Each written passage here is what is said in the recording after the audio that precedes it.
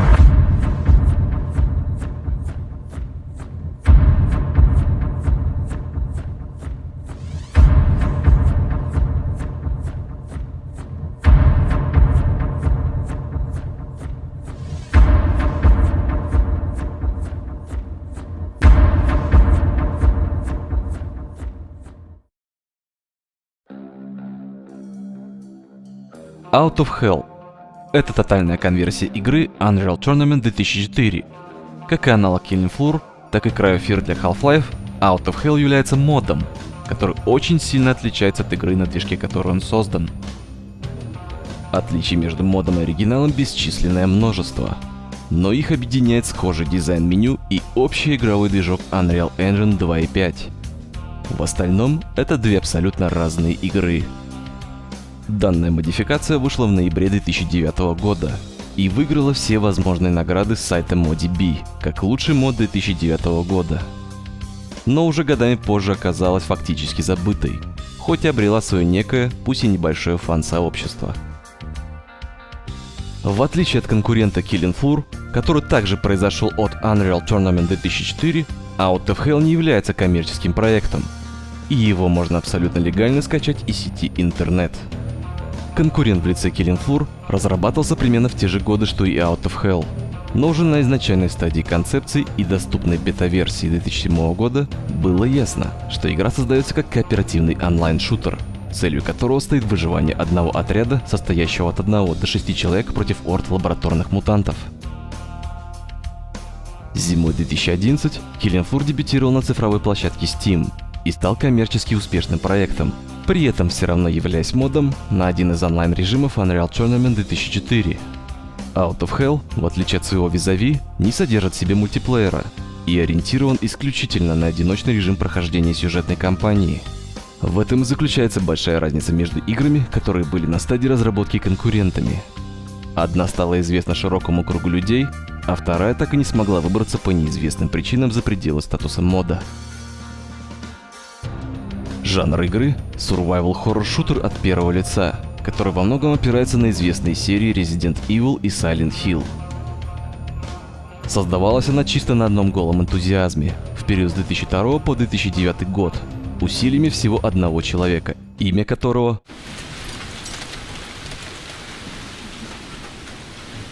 Лонг Гуин, и сменило за столь долгий промежуток времени множество концепций. Но все макеты объединяло лишь одно – в центре событий почти всегда стоял город-призрак, погруженный в хаос в самый разгар зомби-апокалипсиса.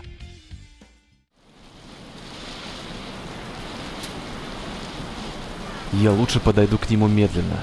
Когда эти парни под кайфом, они непредсказуемы. Никто не угадает, чего от него ожидать.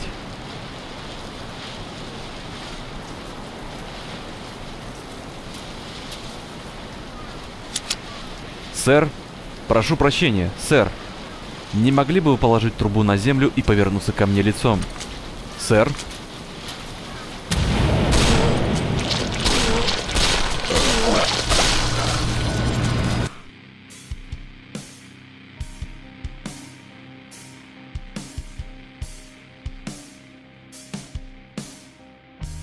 На начальной стадии проект сильно отличался от финального варианта и являлся модификацией для первого Unreal Tournament 1999.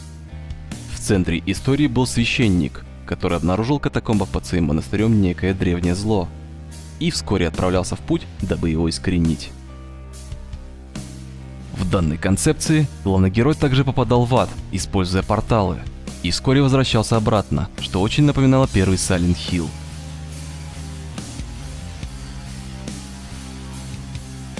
Вскоре после выхода серии игр Unreal Tournament 2003 и 2004 мод было решено перенести на новый игровой движок Unreal Engine 2.5, а сам автор отказался от истории про священника и решил сфокусироваться на концепции, основанной на собственном рассказе в жанре зомби-апокалипсиса.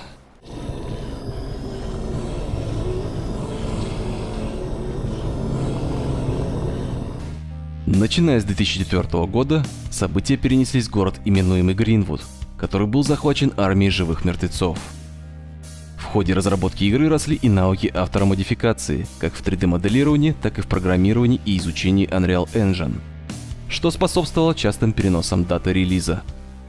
А все потому, что автор был явным перфекционистом и без конца переделывал все то, что не так давно закончил.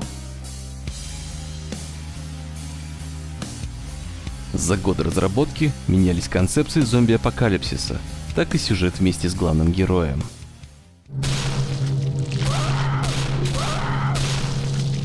В одной из следующих концепций, которая попала в бета-версию игры, опубликованную в качестве демо еще в далеком 2005 году, были сценарии, поделенные на главы, в каждой из которых предстояло играть за отдельного персонажа. В первой и единственной доступной главе мы играем за сержанта полиции Кевина Слейтера, который держит оборону в городе и ищет выживших, попутно очищая улицы от полчищ живых мертвецов. Данная бета-версия интересна тем, что здесь присутствуют как вырезанные тексты и персонажи, так и не попавшие в финальную игру типа врагов. В остальном это был очень сырой в геймплейном плане продукт, который был далек от своей завершающей стадии. После выпуска демо разработчик принялся работать над ошибками, рисуя и перебирая множество концептов внешнего вида врагов, оружия и улиц города Гринвуда. В конечном итоге, ввиду ограничений своих навыков, автор отказался от большинства монстров, оставив в игре всего 4 типа врагов, которые в целом между собой похожи.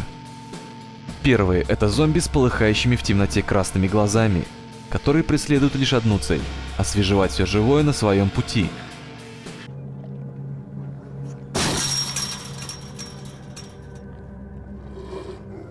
Вторые — их аналоги — обитатели канализации, внушающие своим обескураживающим видом чувство бесконечной тревоги.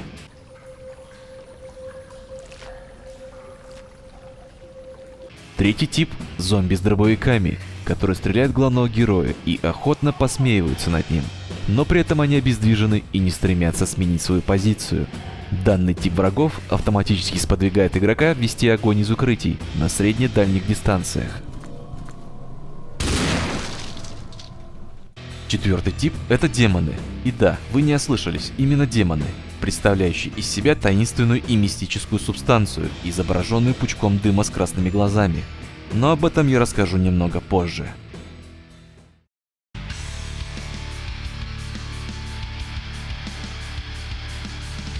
Арсенал и вооружение в Out of Hell полны разнообразия.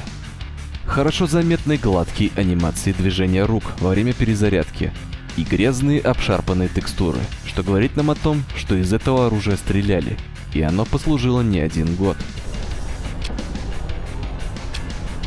Но ввиду множества ограничений и невозможности реализовать некоторые идеи, от кое-каких видов автору пришлось отказаться. На ваш выбор будут представлены 5 видов холодного оружия, которые отличаются между собой по дальности и скорости атаки, как и причиняемому урону врагу. Среди них присутствуют виллы, о которых я упоминал ранее в своем предыдущем обзоре на игру Blood.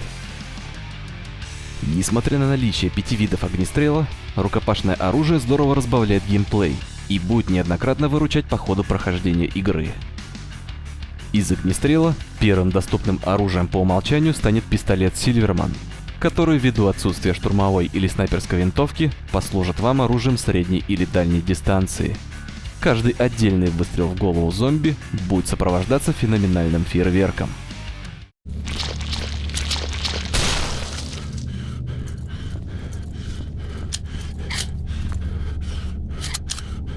Следующие по списку идут дробовики. каждый из которых обладает своими уникальными особенностями и недостатками.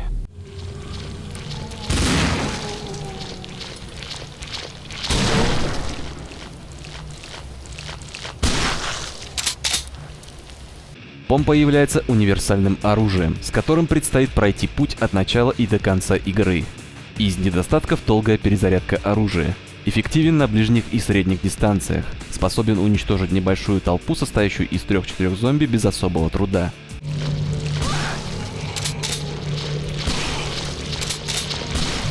Двухстволки куда мощнее помпы, но менее надежны, ибо после каждого выстрела потребуется длительная перезарядка.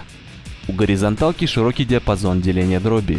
Это позволяет уничтожить нескольких врагов одним выстрелом. Но отсюда следует, что зона поражения ограничивается ближней дистанцией. Вертикальная двухстволка – это своеобразная винтовка и самое мощное оружие в игре. В отличие от других дробовиков, способна ударить на ближних и дальних дистанциях. Ввиду поразительной точности, отсутствие разброса дроби совершенно неэффективно против толпы врагов. Далее по списку следует пистолет-пулемет P90. Из главных его особенностей можно выделить, что в игре он выполнен в качестве полуавтоматического оружия, стреляющего одиночными выстрелами. Из преимуществ можно выделить большой размер обоймы в виде 40 патронов, а из недостатков низкую огневую мощь и невысокую точность стрельбы. Помимо холодного оружия и огнестрела, в игре присутствуют гранаты и ампулы со святой водой.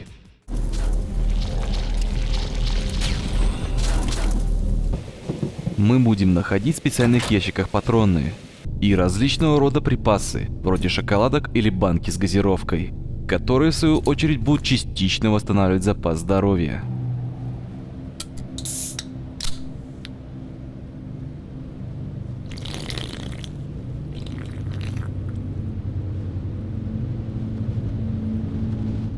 Каждый выстрел из оружия ощущается как настоящий и бьет прямо по ушам, раздаваясь эхом посреди локаций, что говорит о хорошем саунд-дизайне. Во многом помогает сбалансированная отдача оружия. После выстрела из дробовика игрока слегка отбрасывает назад, при этом вызывая эффект тряски на экране. Но вишенкой на торте являются хедшоты, которые не нуждаются в излишнем представлении и говорят сами за себя.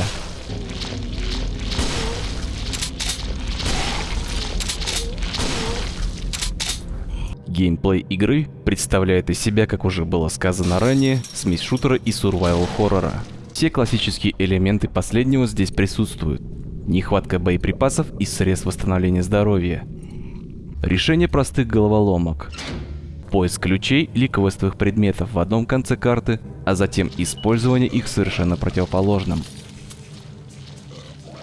Чтение дневников и записок.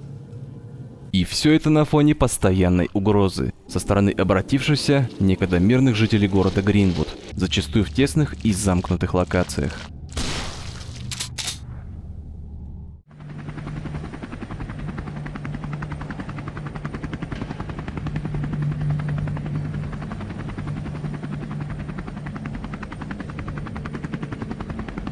Ну что, насмотрелся? У нас заканчивается горючее. Я хочу вернуться обратно как можно скорее. Нет, не сейчас. Покружи вокруг еще здесь. Дерьмо. Я в жизни не видел ничего подобного. Никогда. Послушай, приятель, мне жутко даже просто летать над этим местом. Мы должны возвращаться, и я имею в виду прямо сейчас. Я сказал, пока нет. Я добровольно вызвался на эту миссию не ради ностальгического тура по городу. После того, как мы здесь закончим, сразу отправимся в полицейский участок посмотреть, есть ли кто-нибудь там. Ты, должно быть, вышел из своего гребаного ума, ты в курсе? Если у нас закончится топливо и мы совершим аварийную посадку, что бы ни случилось с этими людьми, то же самое случится и с нами. Ты это понимаешь? Мы должны вернуться в Гринвуд, доложить об этом в тюрьме, и все. Мы не улетим отсюда, пока не выясним, что здесь произошло. Тебе понятно? А теперь возьми рацию и продолжай попытки связаться со штабом. Вся связь оборвалась с тех пор, как мы пересекли эти чертовы горы. Сукин сын, я не могу в это поверить!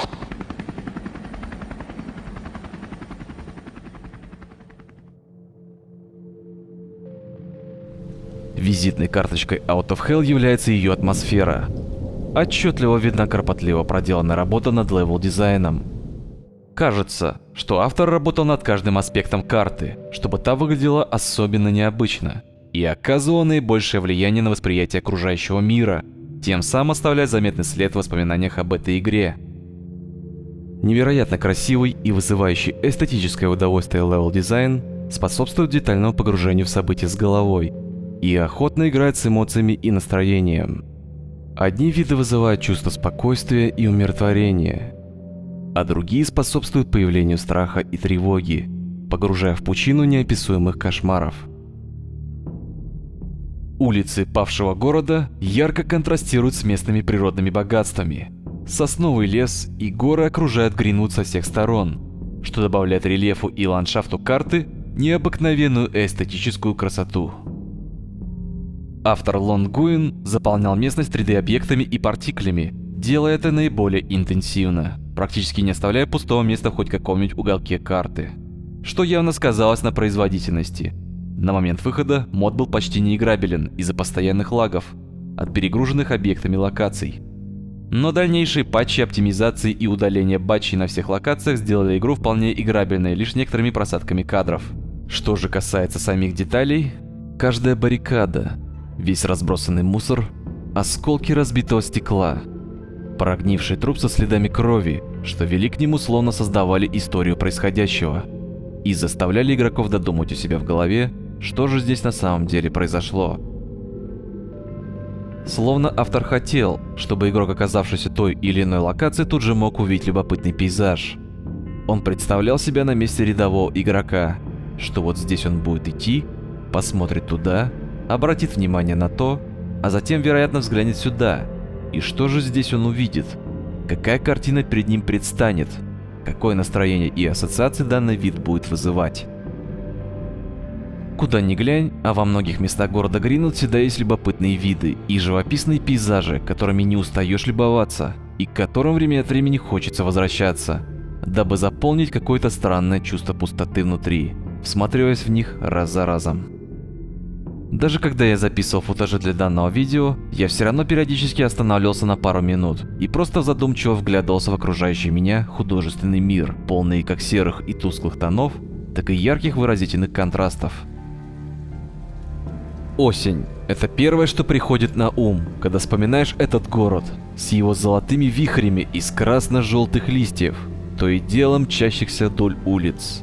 Они словно заставляют нас стоять и смотреть на них, наслаждаясь неповторимой мрачной красотой этого места. Серо-пасмурное небо, вечно окутанное облаками, таинственная тишина, что оставляет вас наедине со своими собственными мыслями. Одинокий лес, который тихо шепчет что-то вам на ухо через свои опавшие листья под порывами ветра. Холод, пробирающийся из экрана монитора прямиком до вашей кожи. И влажный воздух после дождя, который вы словно вдыхаете вместе с главным героем. Левел-дизайн – одна из сильнейших сторон данной игры. И оказавшись в городе Гринвуд, вы навсегда запомните его облик, его особое настроение. Во многом помогает оформление и текстуры, которые лежат поверх моделей различных объектов. Будь то грязные и запылившиеся витрины магазинов, проржавевшие баррикады и трубы, с которых стекает дождевая вода, лужи и грязь на асфальте вдоль дорог, покрытые слоем пыли бытовые предметы и заляпанные брызгами крови стены, разбросанные гильзы и останки существ, которые когда-то были людьми. Все это создает атмосферу.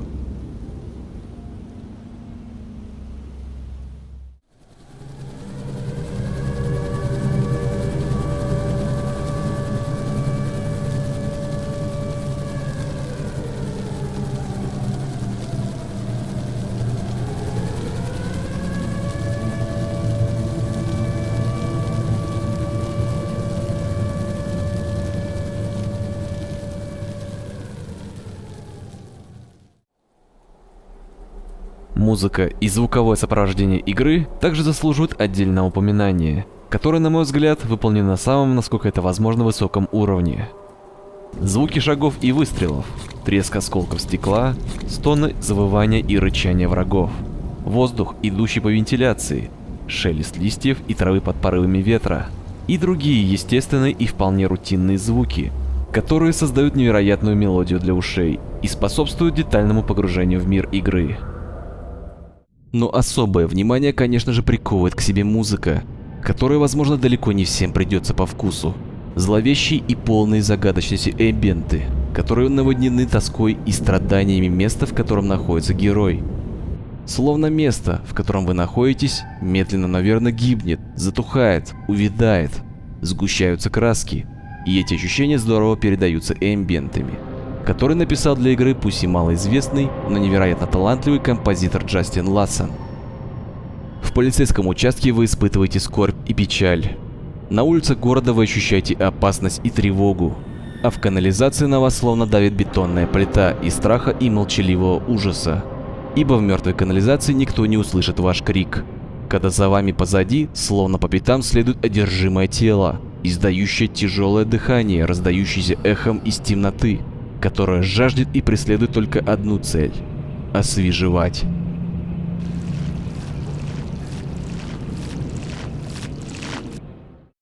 Джастин при создании музыки часто обращался к естественным звукам природы, посещал горы и холмы, погружался в пещеры, не обходил стороной различные ущелья и леса, где со своим микрофоном записывал все, что говорит ему природа. И с таким творческим подходом Джастин использовал звуки природы как фундамент для создания музыки, которая стала неотъемлемой частью Out of Hell.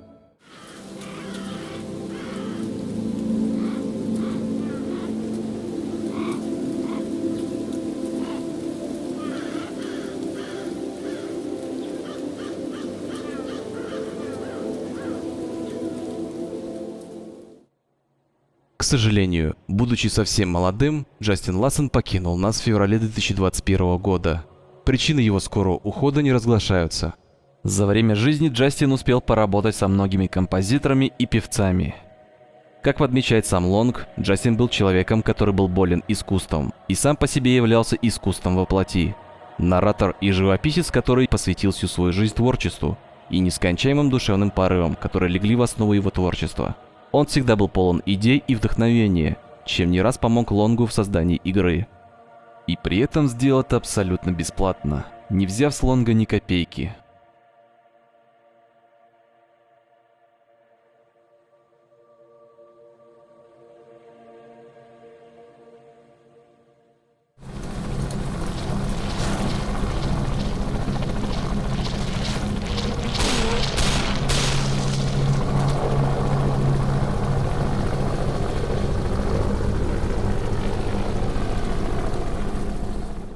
Теперь поговорим о создателе Out of Hell, человеке по имени Лон Гуэн. О нем известно немного. Из имеющейся информации можно указать лишь то, что на момент выхода обзора ему за 40, проживает в Канаде, имеет семью. Разработка игр – это своего рода хобби, и в жизни у него присутствует другая работа, которая помогает обеспечивать семью. Свой путь в геймдев он начал достаточно давно, более 20 лет назад. В конце 90-х закончил колледж. Его специализация – это цифровое искусство и анимация. В дальнейшем работал в небольшой организации, занимающейся разработкой игр. После ухода из нее долгие годы подрабатывал фрилансером, в основном занимаясь левел-дизайном. Разработку Out of Hell начал в 2002 году, изначально создавая фанатские моды для первого Unreal Tournament. Известно, что путь разработки Out of Hell был довольно непростым и проходил в едва ли не самый сложный период в жизни автора. Не имея достаточных навыков, Лонг был вынужден обучаться многому на ходу, временами прибегая к помощи различных туториалов, коих в начале нулевых было не так уж и много. Осваивал Unreal Engine и 3D Max, поэтапно развиваясь как геймдизайнер.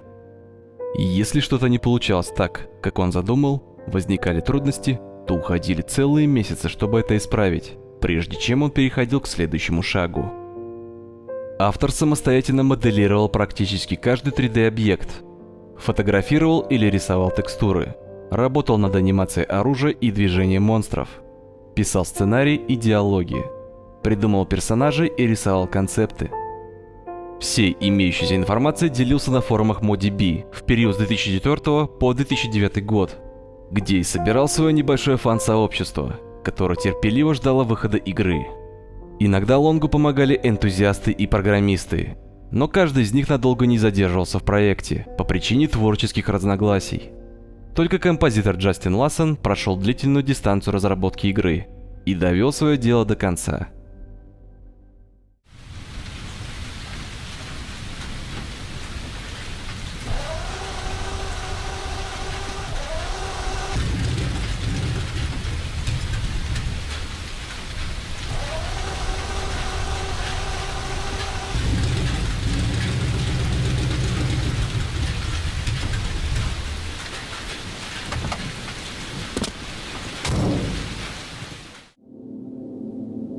Начиная с 2013 года, автор работает над ремейком своей оригинальной игры, перейдя на более современный игровой движок Unreal Engine 4.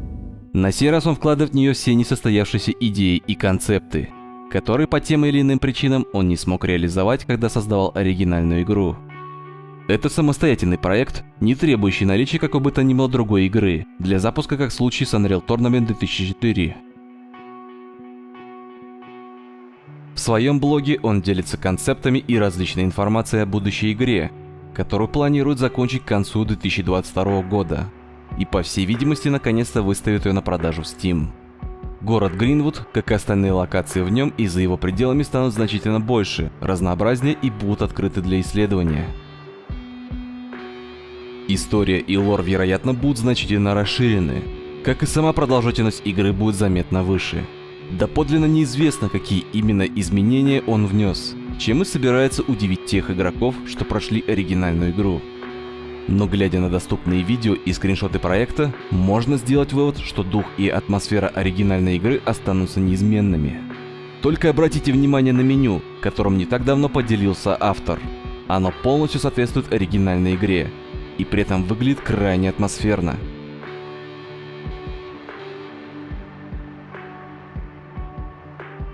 А уровень в канализации и вовсе обещает быть куда более мрачным и ожесточенным, полным самых настоящих кошмаров и ужасов, которые вмиг покинули мир снов и стали явью прямо перед вашими глазами.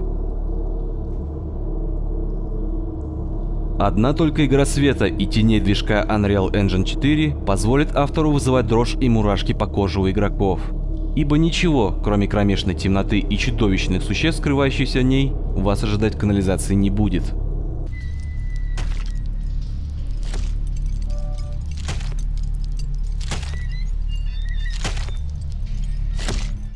Если уровни в оригинальной игре являются полностью линейными, и нам нужно добраться из точки А в точку Б, то здесь автор работает над концепцией открытого мира. Ну или точнее одной большой локации, которую нужно исследовать, что-то найти, а что-то возможно пропустить, и затем переходить в следующую локацию. Но уровни вроде канализации, скорее всего, останутся линейными, ибо мы окажемся в полностью замкнутом пространстве. Также автор обещает добавить динамическую смену времени дня и ночи. И возможно, погода также будет меняться чисто случайно, по ходу прохождения определенного уровня.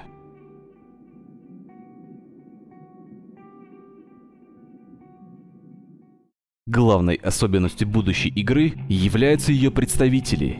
Ведь помимо обращенных и демонов, нас будут ожидать и другие чудовищные порождения ада.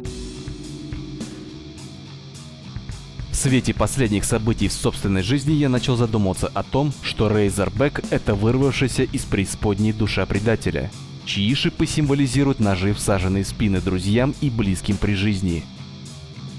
Ведь зная, как тщательно и кропотливо работает Лонг, на выходе пусть и с некоторыми недочетами, мы получим ремейк, который во многом приумножит успехи предыдущей части, и будем надеяться, что он лишится многих ее недостатков.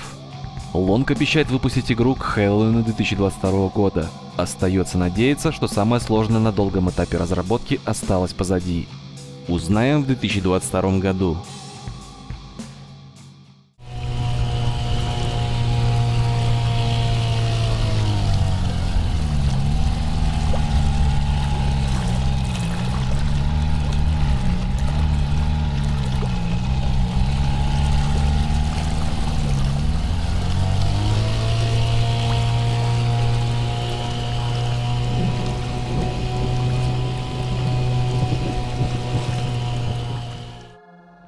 Ну а мы переходим к одной из последних и наиболее трудных в плане реализации глав.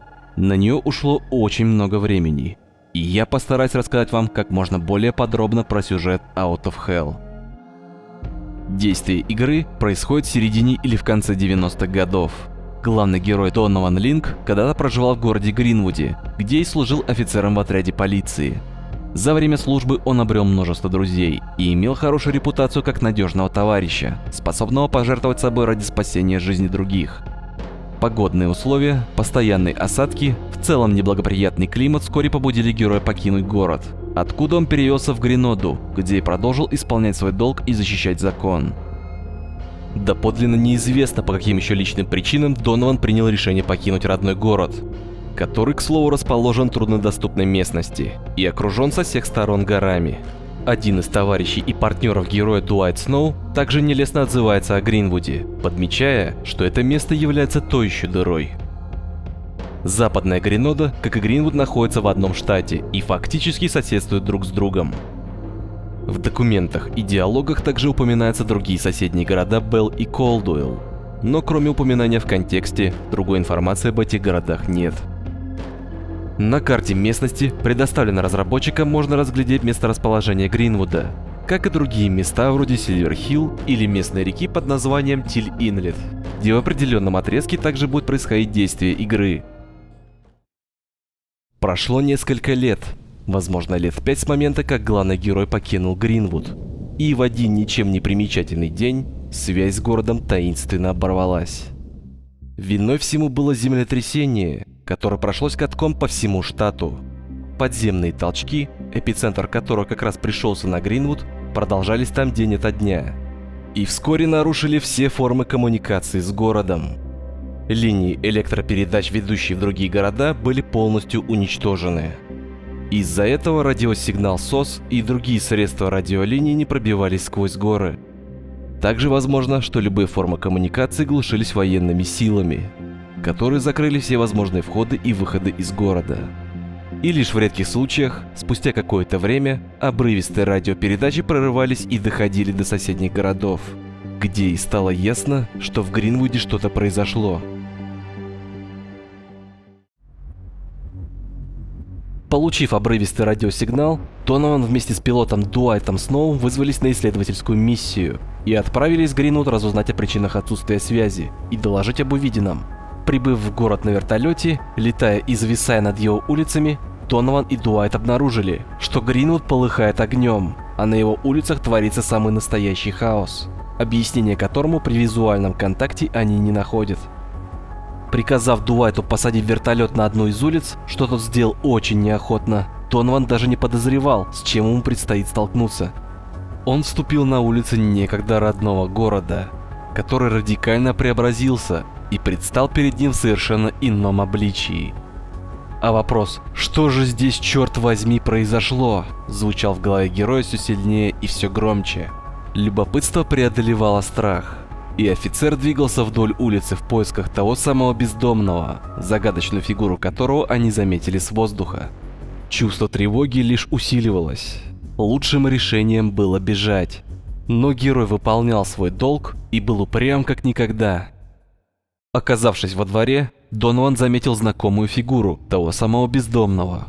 Его странное поведение ничуть не изменилось.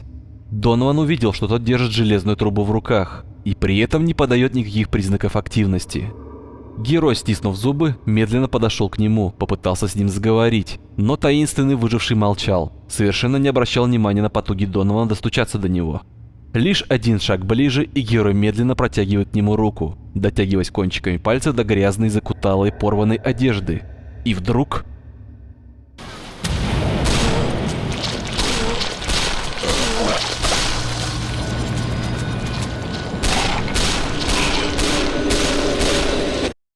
Словно сама пустота стояла по ту сторону глаз и поглощала своим взглядом все живое, обращая ни во что. Лицо было бледным, как будто окаменевшим, вся кожа была покрыта темными гематомами. Ликвидировав цель, герой тотчас понял, что нельзя ждать ни минуты, на счету каждая секунда. Ему следует как можно скорее забраться повыше и по баррикадам автобусом добежать до вертолета, в надежде, что Дуайт цел и по-прежнему ждет его. ведь ему ничто не мешает поднять вертушку в воздух и улететь, спасая собственную жизнь.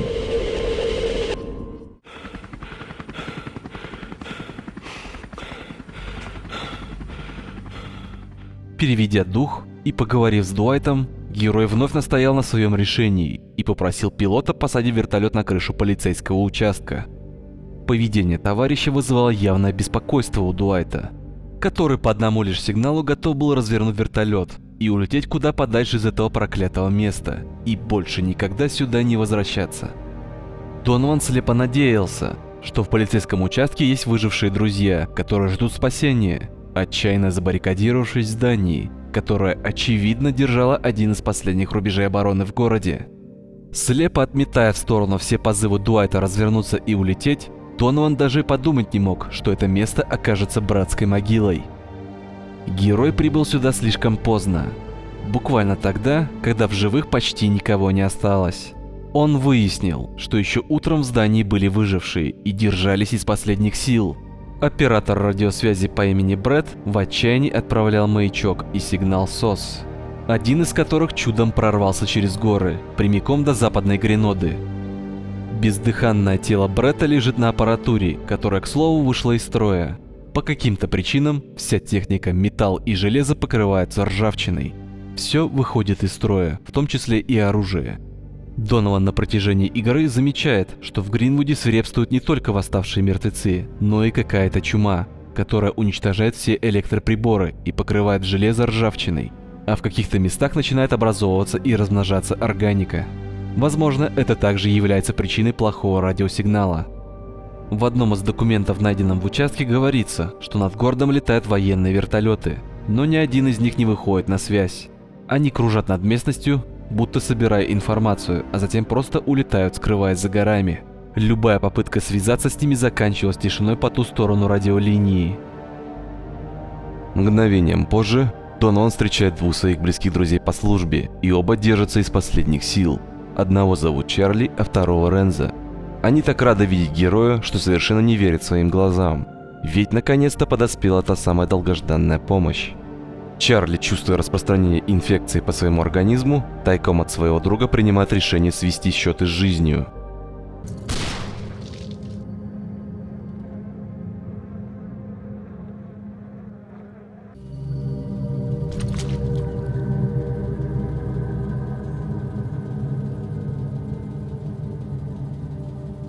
А Рензо больше не в силах передвигаться. Счет идет даже не на минуты, а на секунды. Он просит об одном одолжении – принести фотографии его сына, дабы тот мог последний раз на него взглянуть.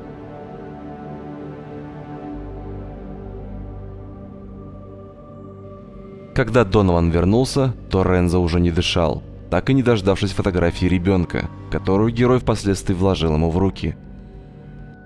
Услышав выстрелы на крыше, офицер помчался туда, опасаясь за жизнь своего товарища. Но оказавшись там, он увидел, что Дуайта окружили зараженные, одного из которых ему удалось подстрелить. В истерике Дуайт поднимает вертолет в воздух и улетает прочь, ни секунды не медля и не мучая себя голосом совести. Донован, отчаянно крича тому в ответ, осознает, что он буквально только что остался один на один с этим местом. Отбившись от 3 незадачливых неприятелей, теперь уже бывший офицер пытается себя успокоить и придумать план, как ему поступить дальше. Первое. В здании больше не безопасно, и оставаться здесь значит подписать себе смертный приговор. Он решает досконально обыскать полицейский участок на наличие оставшихся боеприпасов и заглядывает в морг, где знакомится с отчетами судмедэксперта.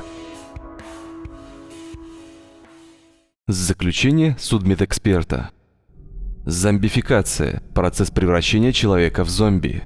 Потерпевший имеет определенные признаки, такие как медленное облысение, обесцвечивание глаз или покраснение вследствие разрыва капилляров, высокий уровень раздражимости, агрессии или депрессии, а также постоянная тошнота. Неизвестно, можно ли это остановить или обратить. Введение болеутоляющих ускоряет процесс. Проведя несколько тестов с обращенными на выявление их потребностей, судмедэксперт пришел к умозаключению. Обратившиеся не нуждаются в кислороде, кровь в их жилах не циркулирует, полностью отсутствует потребность в приеме пищи любого характера. Но несмотря на это, у них остался рвотный рефлекс. С течением времени трупное окоченение приводит к снижению их подвижности. Все, что ими движет, это желание расчленять и освежевать своих жертв. Обращенные не чувствуют боли, и любые травмы, кроме повреждения головного мозга, не наносят им достаточного вреда. Однако большая кровопотеря также способна нейтрализовать их. При вскрытии одного тела потекла черная слизистая субстанция. Черная слизь все поглощает, равно как плоть, так и камень или металл. Неизвестно, откуда берется эта субстанция в теле зараженных, но ясно одно, что она ослабляет иммунную систему, а затем стремится взять под контроль весь организм и в дальнейшем поддерживает в нем жизнь. По версии ученого, люди, имевшие прямой контакт с зараженными, не представляют опасности, так как данная болезнь, по всей видимости, не распространяется через кровь.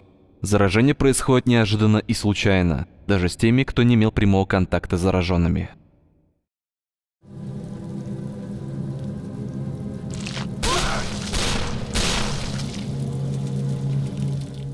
То, что произошло в участке за последние сутки, совершенно не поддается никакому объяснению. Если когда-то герой не верил в ад, то, вглядываясь в этот неописуемый ужас, он немедленно начинал верить. С этого момента Донован покидает это место и выбирается на улицы города через ближайшие железнодорожные пути, где встречает последнего выжившего, своего близкого друга Джона.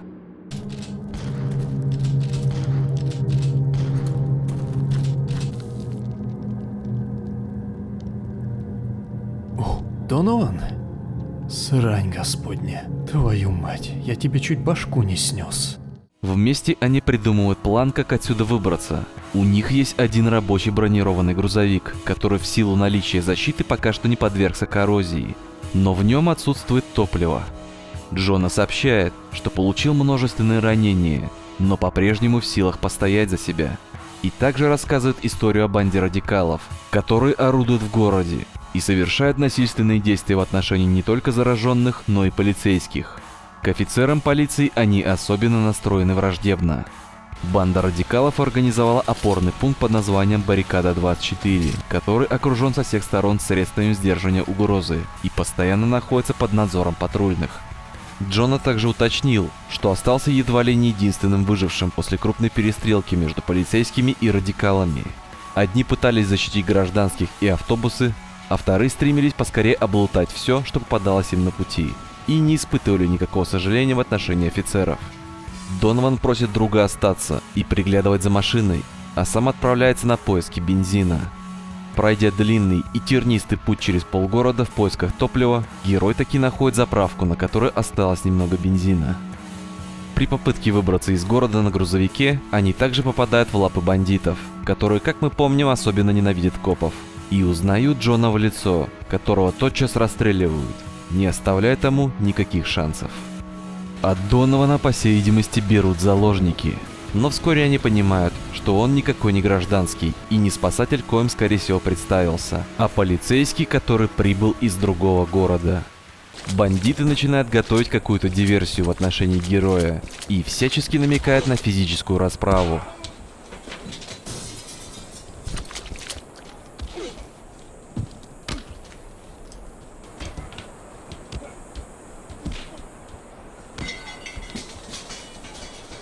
Благодаря Полу и Альварезу, двум ребятам, что проявили сочувствие к герою, он сбегает на следующее утро и оказывается в пригородной местности. С этого момента начинается вторая и заключительная часть игры. Герою предстоит побывать на автостраде, где посреди ночного неба он заметит странные огоньки. Посетит парк и последний раз взглянет на все достопримечательности Гринвуда. Исследует подземную парковку и прилегающие к ней здания многоэтажки. Затем выберется к реке и найдет лодку. Проплывет по реке примерно с десяток миль, откуда доберется до ближайшего шоссе, ведущего прямиком к заводу по производству мясной продукции, в котором столкнется с самой жуткой картиной, которую ему доводилось когда-либо видеть. После завода Донован встретится с недружелюбными военными и окажется на покинутом полигоне. Это был краткий пересказ всех последующих событий. Сейчас я хотел бы перейти напрямую к версиям случившегося, ведь совершенно не существует однозначного и точного ответа на то, что же произошло в городе Гринвуд.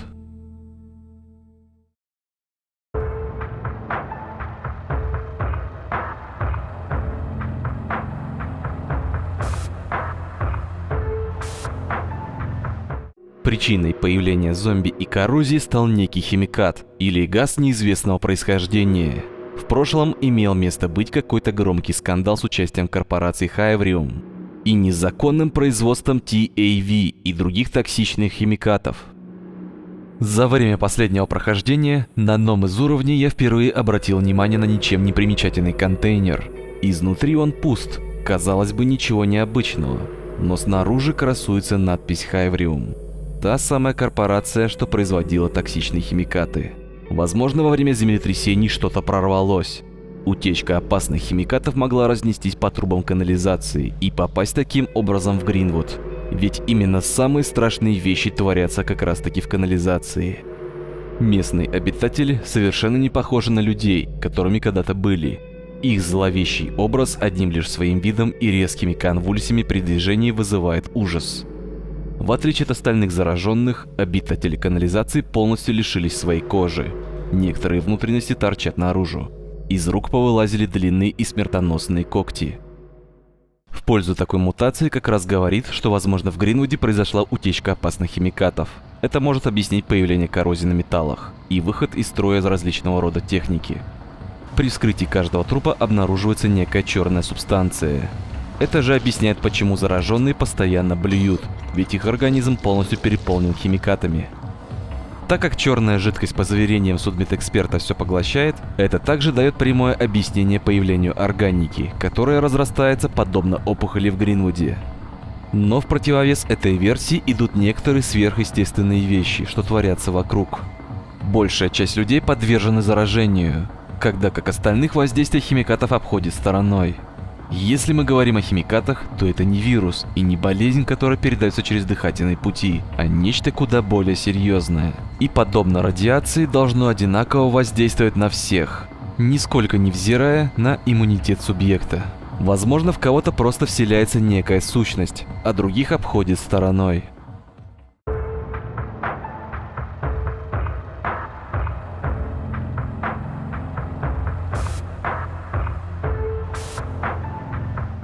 Существует некий военный проект под названием «Черный камень». Предположительно, это был совершенно секретный эксперимент по контролю над разумом, производимый на военной базе, находящейся не так далеко от Гринвуда. Считается, что вспышка насилия была вызвана каким-то вирусом, что делает людей смертоносными. Исходя из некоторых документов, военные точно знали, что происходит в Гринвуде, и намеренно не эвакуировали оттуда выживших. Группа выживших полицейских пыталась выбраться из города прямо через шоссе, но они столкнулись с военным полигоном и баррикадами, перекрывающими путь к выходу. Вскоре военные получили приказ и перестреляли половину выживших. Оставшиеся вернулись обратно в полицейский участок. Военные проводили тестирование биологического оружия, и Гринвуд был выбран в качестве подопытного. Землетрясение каким-то образом также спровоцировано действиями военных, дабы отвести все внимание от своего проекта и списать всю трагедию на банальный природный катаклизм. Известно, что военные полностью контролировали ситуацию до определенного момента, пока зараженные не прорвались за пределы Гринвуда. Первые случаи распространения инфекции уже были зафиксированы в соседних городах Колдуэле и Вормуде. Некоторые военные стали преобразовываться. Ситуация вскоре выходит из-под контроля. Организована операция под названием «Цербер», суть которой – устранить биологическую опасность, что дает плюс в пользу теории о неком вирусе, намеренно распространенном военными в качестве эксперимента под названием «Черный камень».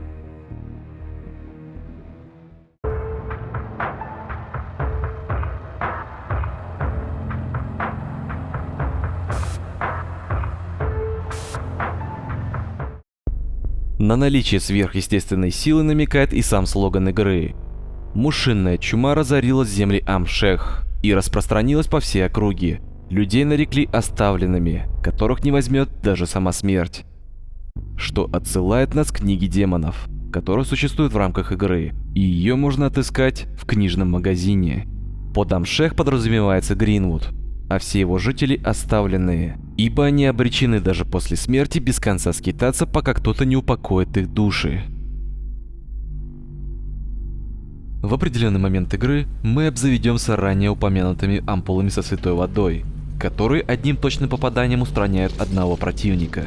Не очень эффективны против толпы врагов. Но сам факт, что святая вода действует на этих кровожадных существ, наводит на некоторые мысли.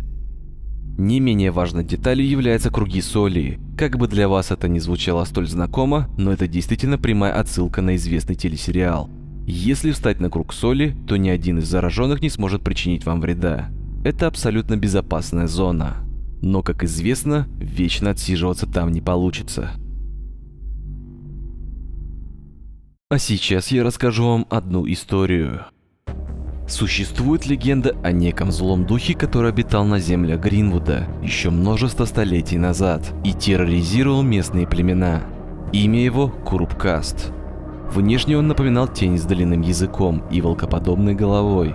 Некоторые очевидцы утверждали, что у него красные глаза, что светится в темноте.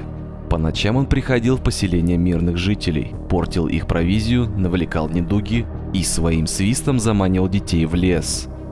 Зловещая сущность жестоко расправлялась со своими жертвами, оставляя после себя фрагменты зубов и костей. Вскоре племена отправили своих лучших воинов, дабы сразить демона, но никто из них так и не вернулся.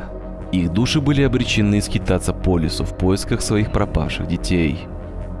Однажды, одной холодной зимой, в деревню пришел странник с посохом в руке, который искал прибежище, дабы уберечься от холода. Пробыв несколько дней в деревне, он услышал историю о злом духе, и после этого немедленно отправился в лес. Спустя долгое время он неожиданно вернулся и принес кости пропавших детей их отцам и матерям. Упокоив их души, странник собрал старейшин деревни и отправился на поляну, где вызвал на бой Курупкаста, и вскоре одолел его. Но Курупкаст был слишком силен, чтобы его могли уничтожить. И тогда старейшины деревни во главе со странником погребли темного духа под старым дубом, приковали и запечатали его корнями под землей. Вскоре старейшины поняли, что этот странник был могущественным шаманом, который был послан предками, дабы избавить землю от демонов, ее населявших. Шаман был наделен неким даром, который назывался как Третье Око, и был способен видеть демонов и изгонять их, когда другие простые смертные не были способны увидеть данного темного духа и других ему подобных. Шаман выполнил свое предназначение и вскоре покинул деревню, освободив ее от Курупкаста. Легенда передавалась из поколения в поколение. Многое менялось с течением времени. Так и случилось со старым дубом, который вскоре начал меняться. Его корни выкопались наружу, подобно скрюченным рукам, тянущимся из земли. И мерзкое, улыбающееся лицо появилось на стволе жуткого дерева. Какую же роль играет в сюжете данная история? После череды землетрясений, демон каким-то образом сумел выбраться из своих оков после многовекового заточения и начал мстить, вселяясь почти в каждого встреченного им человека. Обращенные, подобно своему господину, стремятся освежевать свою жертву наиболее жестоким образом. Они точно так же оставляют после себя фрагменты зубов и костей. Пусть и не всегда, вглядываясь в общую картину, можно это заметить. Чем дольше дух обитает в теле обращенного, тем наиболее явно проявляется его облик. Глаза, подобно Курупкасту, начинают отдавать красным оттенкам. Данная категория обратившаяся наиболее опасна и встречается только ближе к концу игры. Что же делает главный герой? Он видит демонов и изгоняет их. Когда как никто другой, кроме военных, даже не подозревает о присутствии неких духов в Гринвуде. Донован, сам того не осознавая, вероятно обладает тем самым даром, что передался ему от его предков. Также о происходящем осведомлен хозяин книжного магазина и оставляет различные послания герою, в том числе рекомендует пользоваться кругами соли, которые он начертил во многих местах города, так и за его пределами. На протяжении игры данный странник в обличии духа будет вести и оберегать героя. В конечном итоге они встретятся на заводе посреди самой настоящей вакханалии. Корни того самого дуба, под которым был погребен демон, разрослись по всей области. Их эпицентр как раз таки пришелся на завод, где и образовалась огромная черная дыра, а с потолка свисают жертвы Курупкаста, которым он отомстил за совершенные деяния их предков. Странник, очевидно, пытался остановить Курупкаста в одиночку, но тот заточил его в корнях того самого дерева.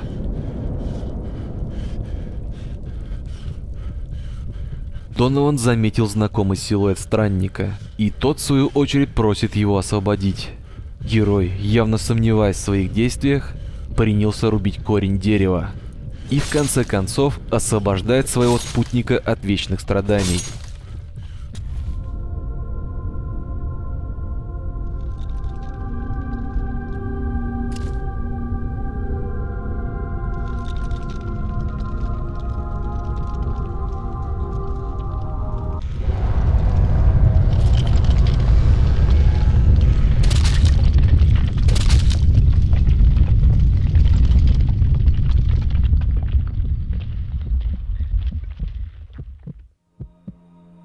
Подведем итоги. Игра не говорит прямым текстом, что конкретно здесь произошло. Мы то и дело собираем крупицы информации из различных источников, откуда делаем выводы о происходящем. Ни одна из версий не является 100% достоверной, и у каждой из них есть свои противоречивые стороны, как плюсы, так и недостатки.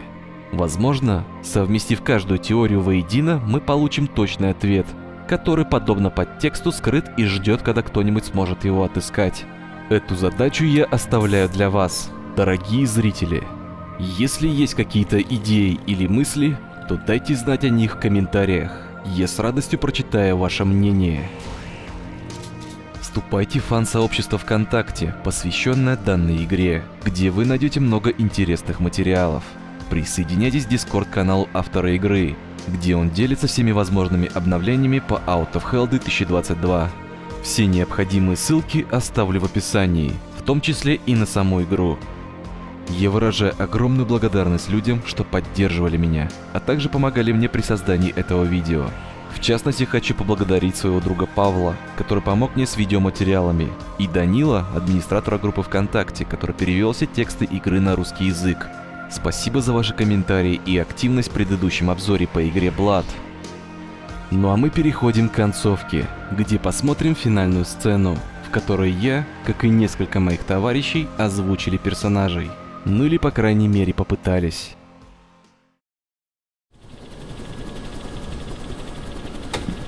Что теперь, сержант? Мы летаем кругами больше часа и все безуспешно. Ладно, Джейк, начинай поворачивать на станцию. Мы сделаем еще один заход и затем вернемся в Греноду.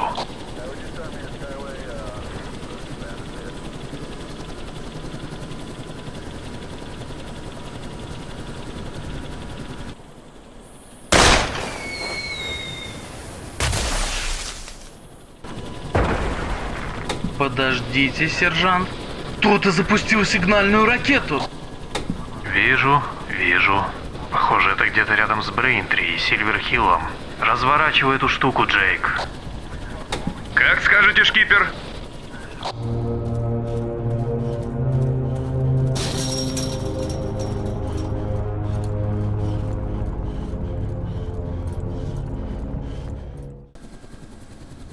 Посадочная площадка прямо под нами, но я ни хрена не вижу.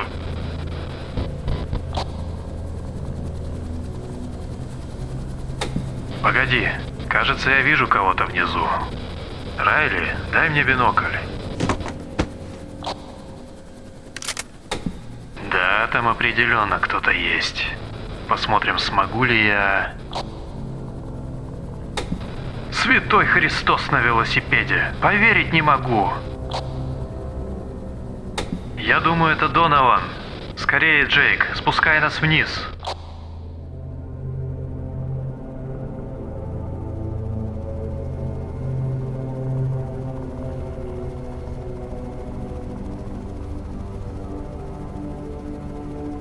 Альбатрос! Ах ты чокнутый ублюдок! Где ты, черт возьми, был всю мою жизнь? Поторопись, мужик, залезай давай! Ты чертовски удачливый сукин сын, ты это знаешь?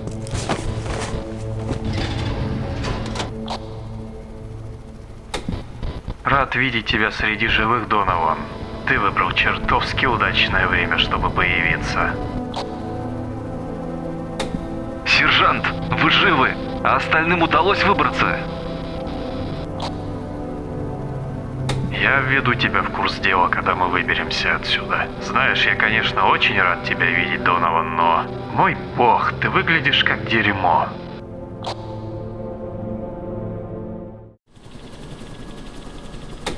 Спасибо, что вернулись за мной. Поверить не могу, что вы нашли меня именно сейчас.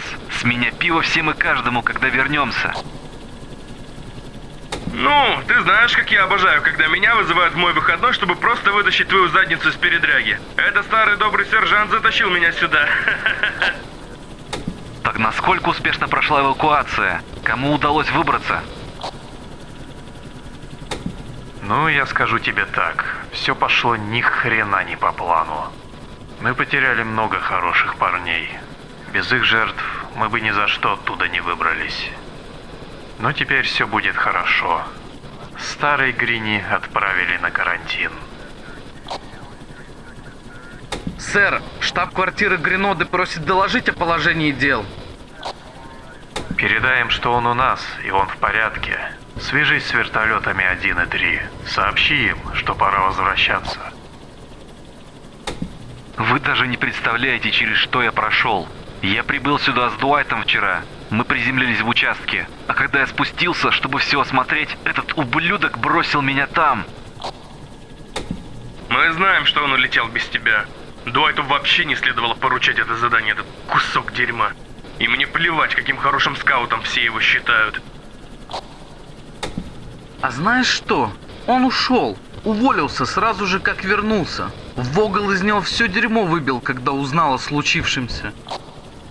Эй, слушайте, а вы не могли бы заскочить в район трущоб напоследок? Баррикада 24, если не ошибаюсь. Я знаю, что там есть пара выживших. Никак нет, Донован. Это было первое место, которое мы проверили. Маршрут эвакуации Толвика. Все, что мы там нашли, это автобусы и трупы. Ни одного выжившего. Вы уверены, что там никого не было? Черт, интересно, что же с ними случилось? Там была пара человек, которые действительно выручили меня. Я был бы трупом, если бы не они. Надеюсь, они смогли выбраться.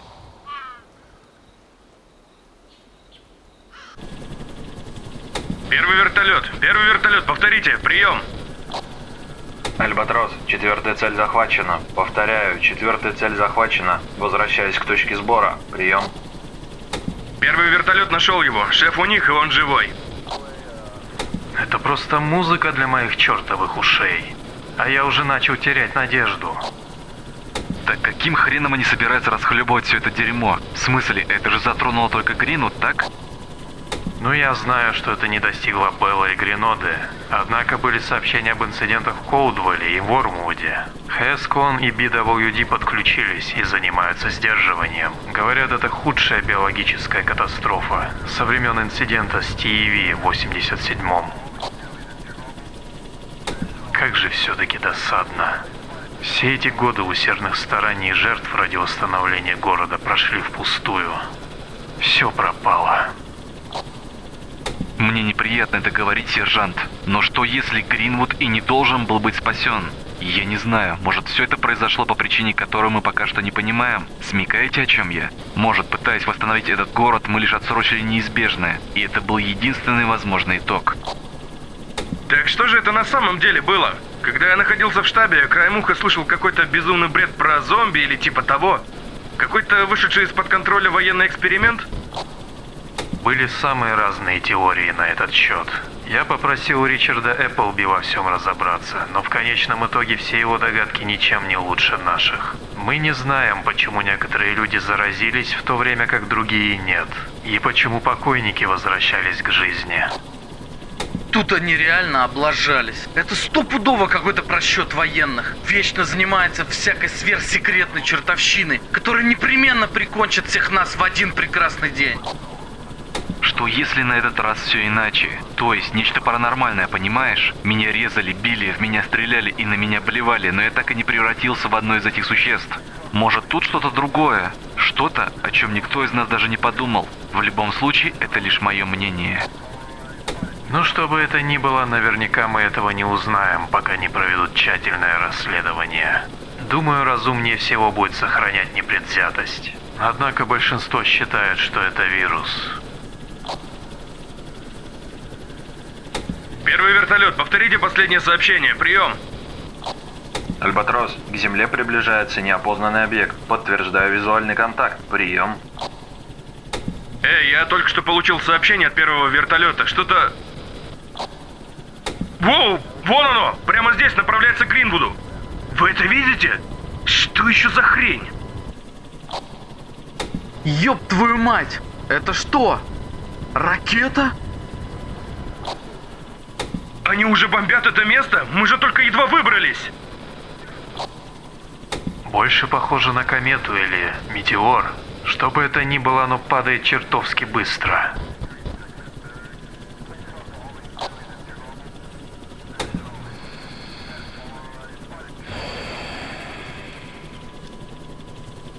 Мне кажется, теперь я понял. Я понял, почему оказался здесь. Не думаю, что многие люди примут объяснение, которое я собираюсь дать. Но я никогда не забуду увиденного. Я не забуду.